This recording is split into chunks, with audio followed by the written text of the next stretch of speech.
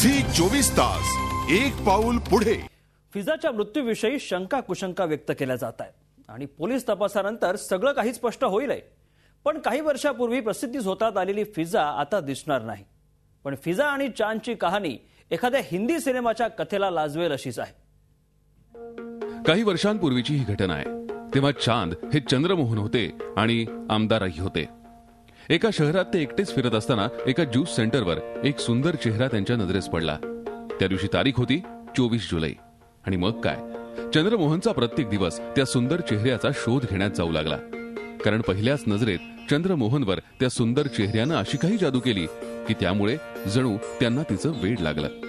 तो सुंदर चेहरा म्हणजे दुसरं तिसरं कोणी नसून ती होती अनुराधा बाली।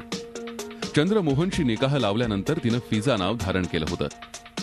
पण ती सुंदरी कोण होती हे सुरुवातीला चंद्रमोहन यांना माहित नव्हतं। त्या सुंदरीच्या प्रेमात पडल्यानंतर चंद्रमोहननं आपल्या मनाची अवस्था आपल्या मित्राकडे बोलून दाखवली। त्यानंतर त्यांच्या मित्रांनी अनुराधा बालीचा शोध घेतला। फोन नंबर मिळाल्यानंतर चंद्रमोहननं तात्काळ तिचा फोन डायल केला, कारण तिच्या प्रेमात तो वेडा झाला होता। फोनवरून त्यांनी आपली ओळख सांगितली। ज्या दिवशी चंद्रमोहननं फिजाला फोन केला त्या दिवशी नेमका तिचा वाढदिवस होता। एका खास दिवशी खास व्यक्तीशी झालेली ओळख एकदमच खास बनली आणि त्यानंतर भेटीगाठींचा सिलसिला सुरू झाला। काही दिवसांनी चंद्रमोहननं आपल्या हृदयाची व्यथा तिला सांगितली, तसंच आपल्या प्रेमाची कबुली दिली। त्यानंतर त्यांचं प्रेम प्रकरण सुरू झालं।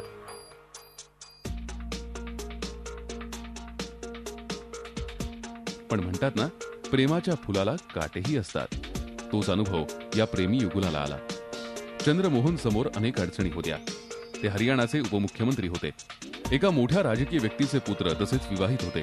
पण अनेक अडचणी असतानाही प्रेमात आकंठ बुडालेलं प्रेमी युगुल 1 महिन्यासाठी भूमिगत झालं। त्यावेळी त्यांनी एक निर्णय घेतला, जगाच्या सगळ्या रीतिरिवाजांना मोडीत काढण्याचा, विरोधाच्या भिंती तोडण्याचा। इतके दिवस आपल्या मनात जे दबून ठेवलंय ते सगळ्या जगाला ओरडून ओरडून सांगण्याचा निर्णय त्यांनी घेतला होता। आपलं एकमेकांवर प्रेम असल्याचं त्यांना सांगायचं होतं। त्यामुळे चंद्रमोहन हे चांद मोहम्मद बनून तर अनुराधा फिजा बनून जगासमोर आली। चांद आणि फिजा यांची लव्ह स्टोरी जगासमोर आली असली तरी फिजाचं पूर्व आयुष्यही काही वेगळंच होतं। फिजा चंदीगडमध्ये वकिली करत होती। सौंदर्यामुळेच ती थेट राज्याची असिस्टंट सॉलिसिटर जनरल बनली। पण निवडणुकीनंतर कॅप्टनचं सरकार जाताच अनुराधा बाली पुन्हा वकिली करू लागली। त्याच काळात तिची चंद्रमोहनशी ओळख झाली। चंद्रमोहन विवाहित होते, त्याचप्रमाणे अनुराधाचंही लग्न झालं होतं। पण असं असतानाही दोघांनी प्रेमाचा मार्ग निवडला होता। हरियाणाच्या राजकारणात त्या घटनेला मोठं महत्त्व प्राप्त झालं। चंद्रमोहनच्या सांगण्यावरून अनुराधाला पद मिळालं होतं, पण त्याच्यावर कोणी प्रश्नचिन्ह उपस्थित केलं नाही। चंद्रमोहन आणि अनुराधा या दोघांमध्ये प्रेम प्रकरण सुरू असल्याचं माहीत असतानाही कुणी आक्षेप घेतला नाही। अनुराधाच्या प्रेमात बुडालेल्या मुलाला बाहेर काढण्यासाठी हरियाणाचे नेते भजनलाल यांनीही कधी प्रयत्न केला नाही। त्यामुळे त्याचे परिणाम सर्वांसमक्ष होते। हरियाणाचं राजकारण 2 प्रमुख जातींवर आधारित आहे। चांद आणि फिजाचं प्रेम प्रकरण त्यामध्ये अडकलं होतं। सुरुवातीला त्यांच्या प्रेम प्रकरणाच्या फायद्या तोट्याचा हिशोब केला गेला आणि त्यानंतर त्याला राजकीय मुलामा देण्यात आला।